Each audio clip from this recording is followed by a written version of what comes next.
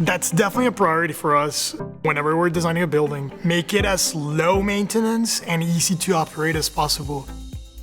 Maintenance is a big thing for us, and having all the units accessible in the same rooms, they're all the same units, they all get maintained in the same manner and the same duration is huge.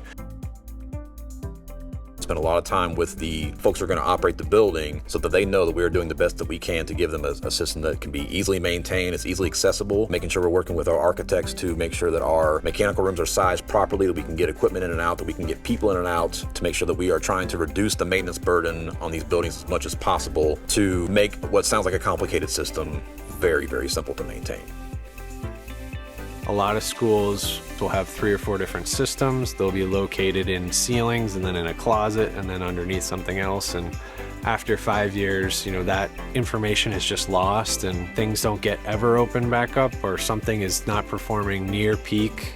Avoiding that is huge, because that's probably our #1 issue, is not the initial construction, is 5 years later, how is it going to perform? The simplicity of it and the accessibility of it helps a lot.